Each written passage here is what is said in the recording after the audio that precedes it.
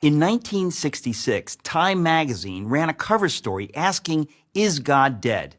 The cover reflected the fact that many people had accepted the cultural narrative that God is obsolete, that as science progresses, there's less need for a God to explain the universe.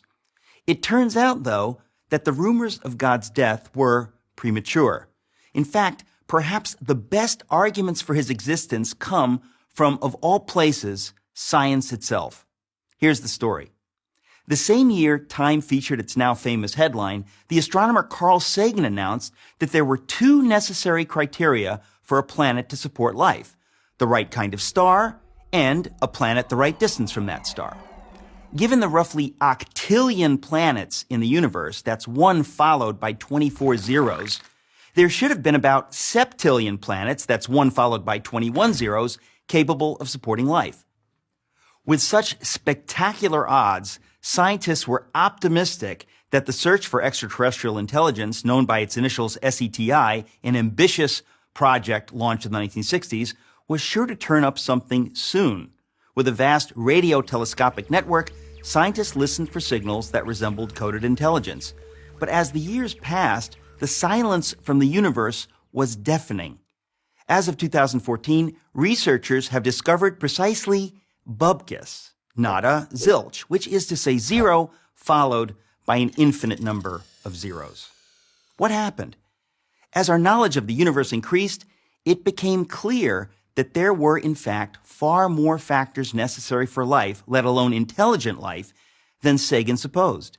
His two parameters grew to 10, then 20, and then 50, which meant that the number of potentially life-supporting planets decreased accordingly.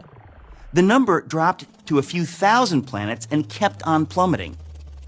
Even SETI proponents acknowledged the problem. Peter Schenkel wrote in a 2006 piece for Skeptical Inquirer, a magazine that strongly affirms atheism, "In light of new findings and insights, we should quietly admit that the early estimates may no longer be tenable." Today, there are more than 200 known parameters necessary for a planet to support life, every single one of which must be perfectly met or the whole thing falls apart. For example, without a massive gravity-rich planet like Jupiter nearby to draw away asteroids, Earth would be more like an interstellar dartboard than the verdant orb that it is.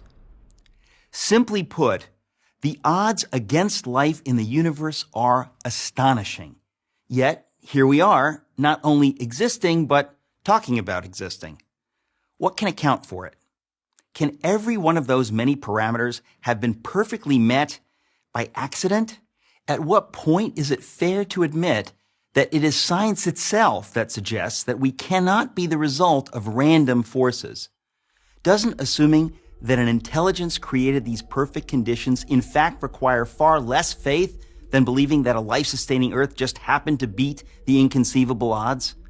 But wait, there's more. The fine-tuning necessary for life to exist on a planet is nothing compared with the fine-tuning required for the universe to exist at all.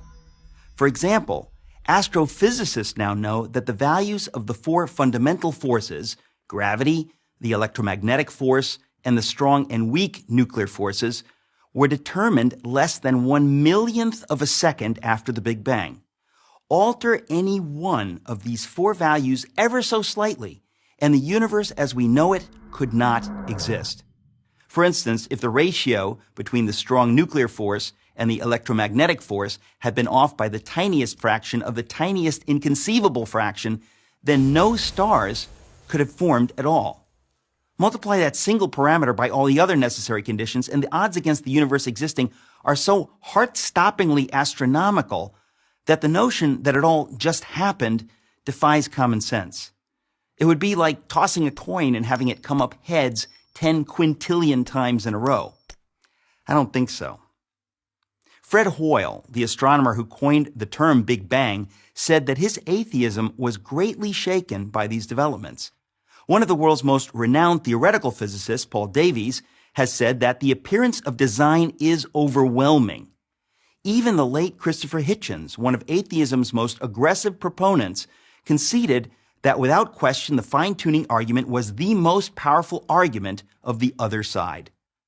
Oxford University professor of mathematics, Dr. John Lennox, has said, the more we get to know about our universe, the more the hypothesis that there is a creator gains in credibility as the best explanation of why we are here.